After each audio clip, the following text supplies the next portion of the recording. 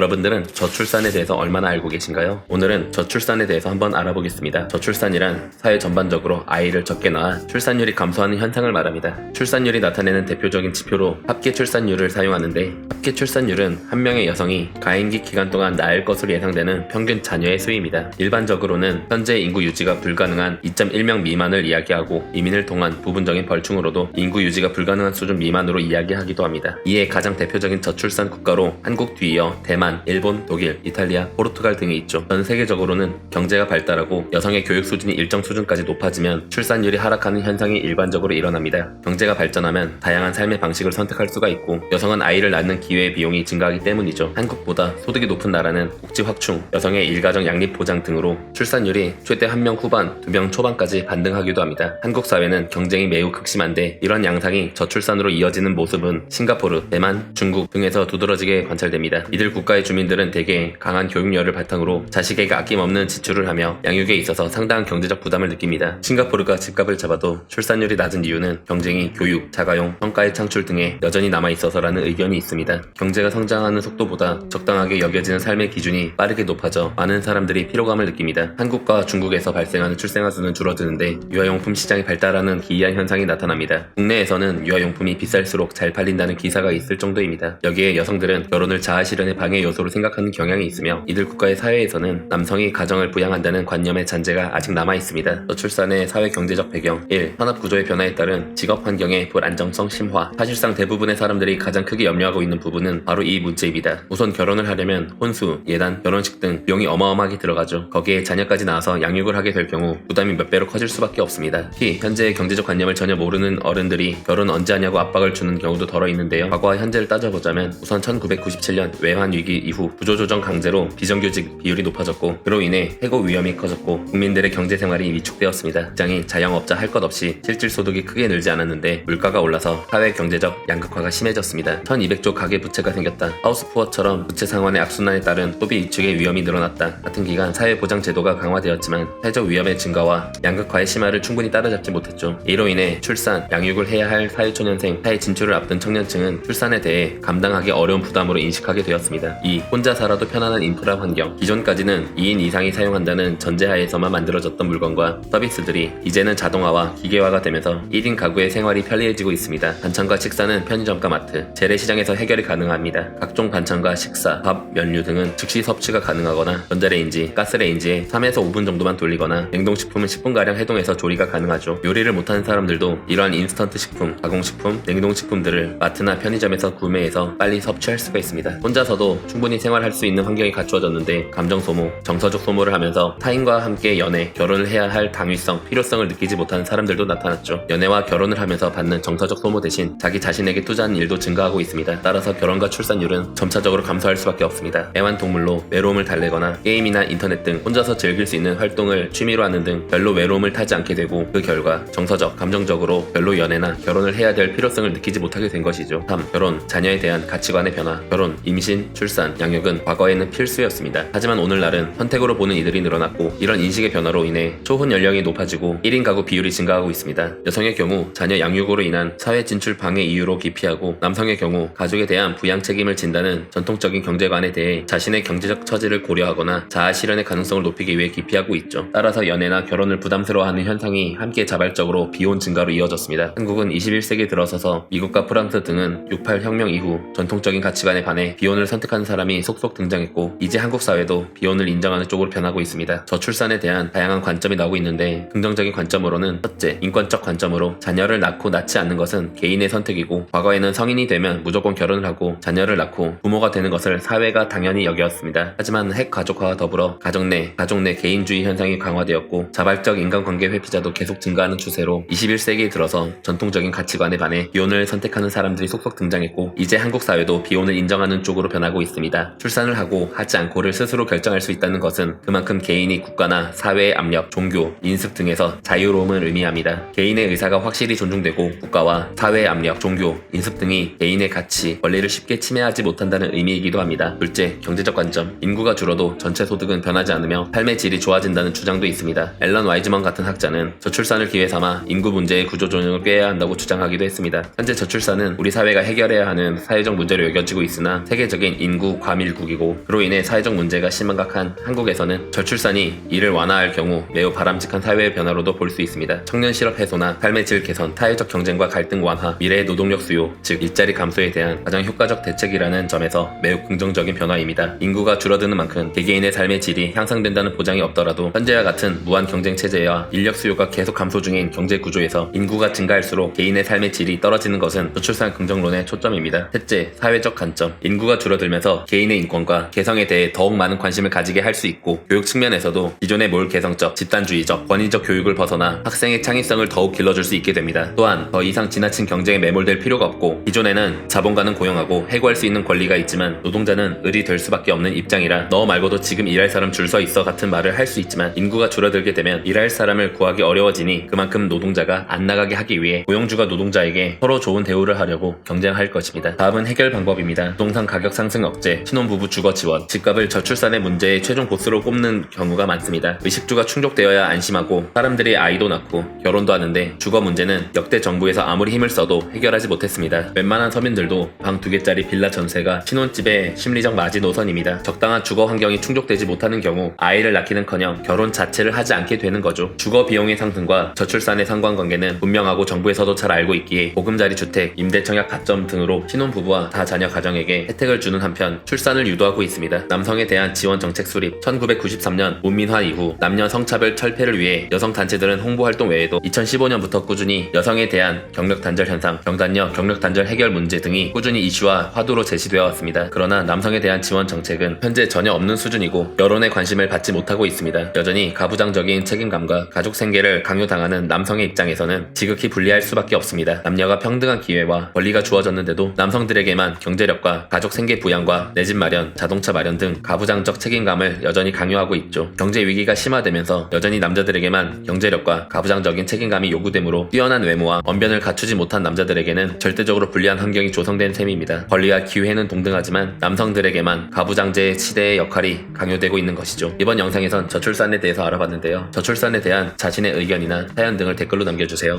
여러분들의 구독과 좋아요는 저에게 큰 힘이 된답니다. 작은 편견들이 사라진다면 점차 편견 없는 행복한 세상이 되리라 믿고 있는 버터플라이 임팩트였습니다. 감사합니다.